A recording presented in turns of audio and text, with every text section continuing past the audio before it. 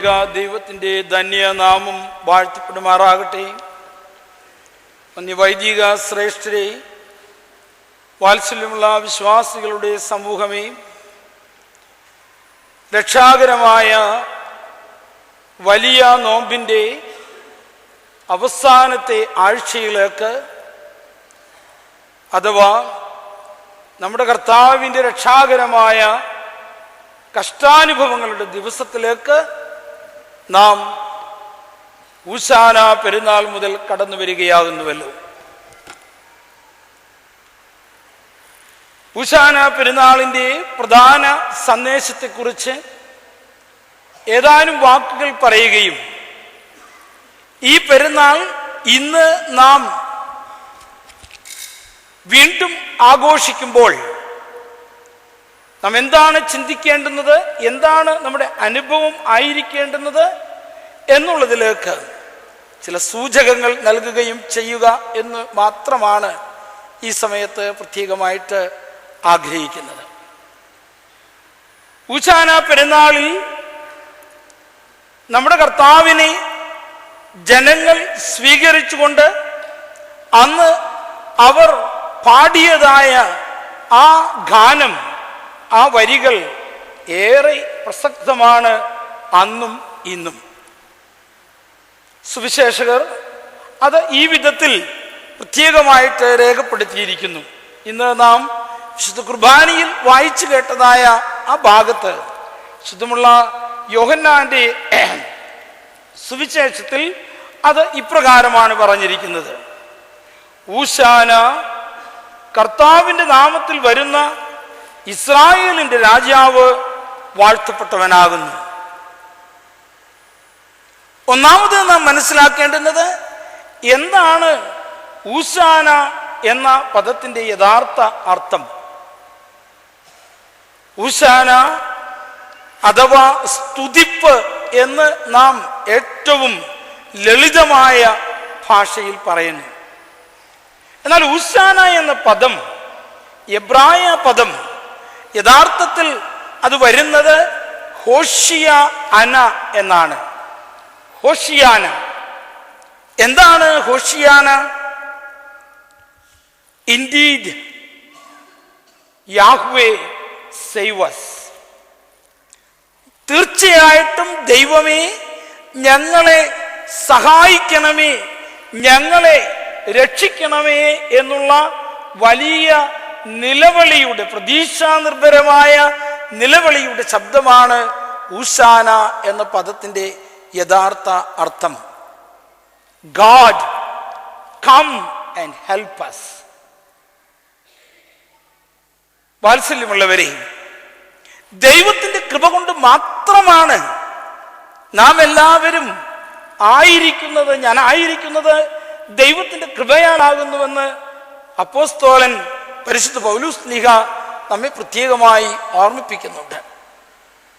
ദൈവമേ ഞങ്ങളുടെ സഹായത്തിനായിട്ട് എഴുന്നള്ളണമേ, ഞങ്ങളെ സഹായിക്കണമേ എന്നുള്ള ആ വലിയ നിലവിളി സ്വരം യെരുശലേമിൽ ഈ ദിവസം നടന്നത് അതാണ്.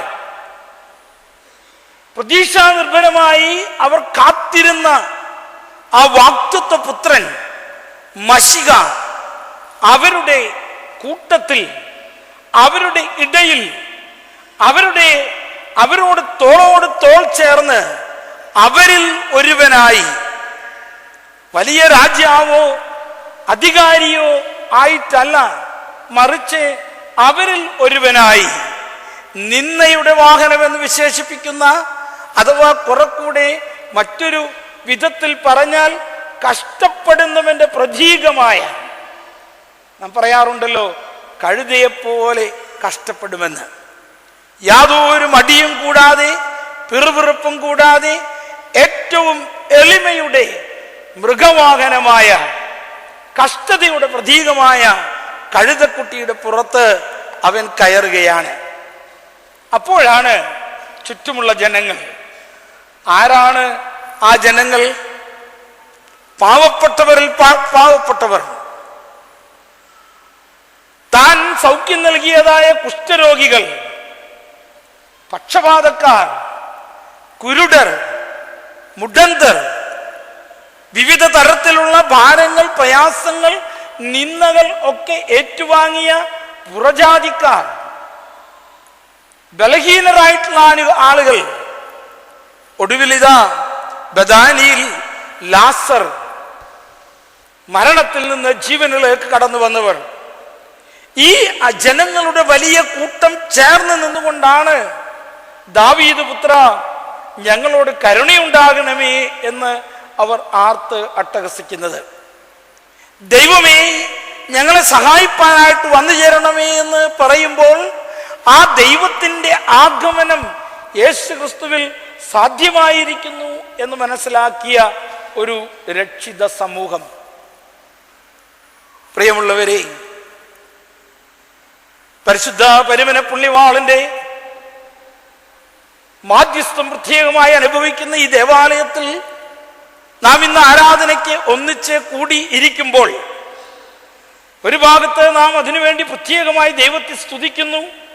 എന്നാലോ അതോടൊപ്പം തന്നെ പ്രപഞ്ചത്തെ മുഴുവനൊന്ന് ഉൾക്കൊള്ളുവാനുള്ള ഉത്തരവാദിത്വം നമുക്ക് ഉണ്ടായേ മതിയാകൂ. അപ്പോഴാണ് ഈ വലിയ കരച്ചിലിന്റെ അർത്ഥം എന്താണ് എന്ന് നമുക്ക് മനസ്സിലാകുന്നത്. പ്രയാസങ്ങളില്ലായ്മയുടെ മധ്യത്തിൽ, പ്രതിസന്ധികളില്ലാത്ത ഒരു സാഹചര്യത്തിൽ, യുദ്ധങ്ങളോ ക്ഷാമങ്ങളോ ഭൂകമ്പങ്ങളോ ഇല്ലാത്ത ഒരു സാഹചര്യത്തിൽ ഒരുപക്ഷെ ഊശാന എന്ന പദത്തിന്റെ അർത്ഥം നമുക്ക് മനസ്സിലാവുകയില്ല. എന്നെ വളരെ അടുത്തറിയുന്ന അഹമ്മദാബാദ് ഭദ്രാസനത്തിന്റെ തന്നെ ഭാഗമായ ഒരു ഇടവകയിൽ ഇന്ന് ഊശാന എന്ന പദത്തിന്റെ അർത്ഥം അവർ കൂടുതൽ തിരിച്ചറിയുന്നുണ്ട്. അതാരെ എന്ന് ചോദിച്ചാൽ യമനിൽ നമുക്കൊരു ഇടവകയുണ്ട്. അത് അഹമ്മദാബാദ് ഭദ്രാസനത്തിലാണ്. ഒരു വൈദികനുണ്ട്. ഏകദേശം 150ഓളം ജനങ്ങളുണ്ട്. അവർക്ക് വിശുദ്ധവാരത്തിന്റെ ഒരു കാര്യങ്ങളും ചെയ്യുവാനായിട്ട് സാധിക്കുന്നില്ല. തലങ്ങും വിലങ്ങും ബോംബുകൾ വീണുകൊണ്ടിരിക്കുകയാണ്. അവിടുത്തെ വിമാനത്താവളം തകർക്കപ്പെട്ടിരിക്കുകയാണ്. രക്ഷപ്പെടുവാൻ എന്താണ് മാർഗമെന്ന് അറിയാതെ വിഷമിക്കുകയാണ്. ഒരാശ്വാസം മാത്രമുണ്ട്, ഞാൻ വിളിക്കുമ്പോഴൊക്കെയും ഫോണിൽ അച്ഛനെ ലഭ്യമാകുന്നുണ്ട്. അവരെ ഓർത്ത് പ്രാർത്ഥിക്കുവാനുള്ള ഉത്തരവാദിത്വം ഞാൻ അറിയിക്കുകയാണ്. ഒപ്പം തന്നെ ഞാൻ എന്തിനിത് പറയുന്നു എന്ന് ചോദിച്ചാൽ, അസമാധാനം, യുദ്ധം, ഭീകരത ഒക്കെ കൊടികുത്തി വാഴുന്ന സ്ഥലങ്ങളിൽ നമുക്കറിയാമല്ലോ ഐസിസ് കാണിക്കുന്നതായ മനുഷ്യധ്വംസന പ്രവർത്തനങ്ങൾ. അങ്ങനെയുള്ള സ്ഥലങ്ങളിൽ അവിടെ കർത്താവെ ഞങ്ങളെ രക്ഷിപ്പാനായിട്ട് എഴുന്നള്ളി വരണമേ എന്നുള്ള ഊശാന എന്ന പ്രാർത്ഥനയ്ക്ക് കുറക്കൂടെ ആഴമായ അർത്ഥം ഉണ്ട് എന്ന് തോന്നിപ്പോവുകയാണ്. ഞാൻ എന്തിനത് പറഞ്ഞു എന്ന് ചോദിച്ചാൽ, എല്ലാ സുഭിക്ഷതയിലും എല്ലാ വിധത്തിലുമുള്ള രാഷ്ട്രീയ സ്വാതന്ത്ര്യത്തിലും മതസ്വാതന്ത്ര്യത്തിലും ഒക്കെ നാം ഒരുപക്ഷെ നിലനിൽക്കുമ്പോൾ ഈ പദങ്ങളുടെ അർത്ഥം നമുക്ക് മനസ്സിലാകാതെ പോകുന്നു. ആരാധനാ സ്വാതന്ത്ര്യമില്ലാത്തൊരനുഭവം ഉണ്ടാകുമ്പോൾ, നാം വിശ്വസിക്കുന്നതായ ദൈവത്തെ ആരാധിക്കുവാനായിട്ട് നമുക്ക് അവസരമില്ലാതെ വരുന്ന ഒരു സാഹചര്യം ഉണ്ടാകുമ്പോഴാണ് ഈ പദത്തിന്റെ അർത്ഥം കൂടുതൽ വ്യക്തമാകുന്നത്. യെരുശലേമിൽ യഹൂദന്മാരുടെ അന്നത്തെ സാഹചര്യവും ഏതാണ്ട് ഇതൊക്കെ തന്നെയായിരുന്നു.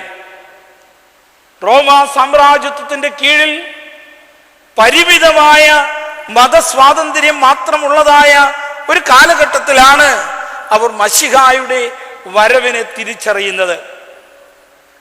അന്നത്തെ പ്രബലമായ മതം, പ്രബലരായ യഹൂദ മതവിശ്വാസികൾ, പരീശന്മാർ, സദൂക്യർ, പുരോഹിത വർഗമൊക്കെ റോമിനെ ഊശാന പാടിക്കൊണ്ട് നടന്നതുകൊണ്ട് അവർക്ക് യഥാർത്ഥ കർത്താവിനെ തിരിച്ചറിയുവാൻ സാധിക്കാതെ പോയി. രക്ഷകനായ ക്രിസ്തുവിനെ കണ്ടെത്തുവാൻ യഹൂദന്മാരുടെ വലിയ പങ്കിന് കഴിയാതെ പോയത് അവർ രാഷ്ട്രീയ അധികാര കേന്ദ്രങ്ങളെ ദൈവമാണ് എന്ന് തെറ്റിദ്ധരിച്ചു. ഞങ്ങൾക്ക് കൈസർ മതി എന്നുള്ളൊരു സ്ഥാനത്തേക്ക് അവർ വന്നു. അപ്പോൾ യഥാർത്ഥ ദൈവത്തെ ക്രൂശിക്ക എന്ന് ആർക്കുവാൻ അവർക്ക് പ്രയാസമുണ്ടായില്ല. എന്നാൽ അവിടെ പാവപ്പെട്ട ഒരു കൂട്ടം ആളുകൾ, അവർ യഥാർത്ഥത്തിൽ രക്ഷ ആവശ്യമായിട്ടുള്ളൊരു കൂട്ടം ആളുകൾ, അവർ യേശു ക്രിസ്തുവിനെ തിരിച്ചറിഞ്ഞു. അവർ ദാവീദ് പുത്രനെ ഊശാന എന്ന് ആർത്തുപാടി. എന്നെ കേൾക്കുന്ന പ്രിയമുള്ളവരെ, ആഴമായ അർത്ഥത്തിൽ പ്രയാസങ്ങളുടെ മധ്യത്തിൽ നിന്ന് നാം ഇന്ന് ഈ കുരുത്തോലകൾ വഹിച്ചുകൊണ്ട്, ഈ ചെറിയ പൂക്കൾ എറിഞ്ഞുകൊണ്ട് ദാവീദ് പുത്രനെ ഊശാന എന്ന് പാടുമ്പോൾ, ആ യഥാർത്ഥ ദൈവത്തെ കാണുവാൻ മറ്റൊരു രക്ഷകൻ ഞങ്ങൾക്കില്ല എന്ന് പൂർണ്ണമായി മനസ്സിലാക്കിക്കൊണ്ട് ക്രിസ്തുവിനെ സാക്ഷിക്കുവാൻ നമുക്ക് സാധിക്കണം എന്ന് മാത്രമാണ് ഈ സമയത്ത് ഓർപ്പിക്കുവാനുള്ളത്. ഊശാന പെരുന്നാളിൻ്റെ പ്രത്യേക ശുശ്രൂഷ ഇവിടെ ആരംഭിക്കുകയാണ്. ആദ്യം പള്ളിയുടെ വടക്കു വശത്തൂടെ ഇറങ്ങി പള്ളിക്ക് ഊശാന പാടിക്കൊണ്ടൊരു പ്രദക്ഷിണം നാം ആദ്യം നടത്തുന്നുണ്ട്.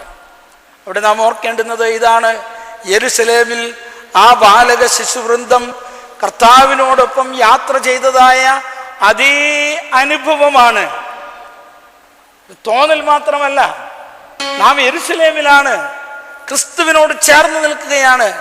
ആ അർത്ഥത്തിൽ, ആ പൂർണ്ണമായ ആ അർത്ഥത്തിൽ ദാവീദ് പുത്രനെ ഊശാന പാടുവാൻ നമുക്ക് സാധിക്കണം.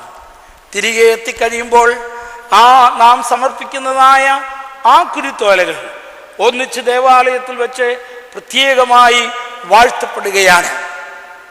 പ്രകൃതി മുഴുവൻ വാഴ്ത്തപ്പെടുവാൻ തക്കവണ്ണം, വൃക്ഷലരാദികളെല്ലാം വാഴ്ത്തപ്പെടുവാൻ തക്കവണ്ണം, സമൂഹം മുഴുവൻ വാഴ്ത്തപ്പെടുവാൻ തക്കവണ്ണം, അവ വെട്ടപ്പെട്ട വൃക്ഷങ്ങൾ വാഴ്ത്തപ്പെടുവാൻ തക്കവണ്ണം ഇതൊരു വലിയ വാഴ്വിൻ്റെ അനുഭവമാണ് എന്ന് പ്രത്യേകമായി ഓർക്കണം. ശുശ്രൂഷയുടെ ഒടുവിൽ വാഴ്ത്തപ്പെട്ട കുരുത്തോലകൾ പിടിച്ചുകൊണ്ടാണ് നാം വിശുദ്ധ കുർബാനയുടെ പൂർത്തീകരണത്തിലേക്ക്, വിശുദ്ധ കുർബാന അനുഭവത്തിലേക്ക് എല്ലാം കടന്നു വരുന്നത് എന്ന് പ്രത്യേകം ഓർക്കുവാനിടയാകണം. ഈ കുരുത്തോലകൾ ഇന്ന് നമുക്ക് ലഭിക്കുമ്പോൾ അത് ഭവനങ്ങളിൽ അനുഗ്രഹത്തിൻ്റെ, രക്ഷയുടെ പ്രതീകമായി ആ കുരുത്തോലകൾ കൊണ്ടുള്ള കുരിശുകൾ വയ്ക്കുവാനിടയാകണം. നമ്മുടെ വാഹനങ്ങളിൽ, നമ്മുടെ ഭവനങ്ങളിൽ, നമ്മുടെ സ്ഥാപനങ്ങളിൽ ഒക്കെ വിശുദ്ധിയോടുകൂടി ഈ കുരുത്തോലകൾ സൂക്ഷിക്കുവാനിടയാകണം. ഒരു കാരണവശാലും അതിനെ മറ്റ് ഏതെങ്കിലും വിധത്തിൽ അതിൻ്റെ വിശുദ്ധിയെ ഇല്ലാതാക്കുന്ന വിധത്തിൽ ഉപയോഗിക്കുവാനിടയാകരുത്. അങ്ങനെ ഉപയോഗിക്കുമ്പോൾ അത് അനുഗ്രഹത്തിന് പകരം ശാപമായി തീരും എന്നുള്ളത് ഓർക്കണം. അടുത്ത ക്രിസ്തുമസിന് വരുമ്പോൾ, തീജ്വാല ശുശ്രൂഷയിൽ വരുമ്പോൾ പഴയ കുരുത്തോലകൾ കൊണ്ടുവന്ന് അത് തീജ്വാലക്കുഴിയിൽ നിക്ഷേപിക്കുവാനും മറന്നു പോകരുത് എന്നും ഈ സമയത്ത് സ്നേഹത്തോടുകൂടി ഓർപ്പിക്കുകയാണ്. കുരുത്തോല പെരുന്നാളിൻ്റെ പ്രദക്ഷിണത്തിൻ്റെയും മറ്റ് ക്രമീകരണങ്ങളും ഇപ്പോൾ പരിമല സെമിനാരിയുടെ മാനേജർ ബഹുമാനപ്പെട്ട റംബാച്ചൻ നിങ്ങളെ അറിയിക്കും.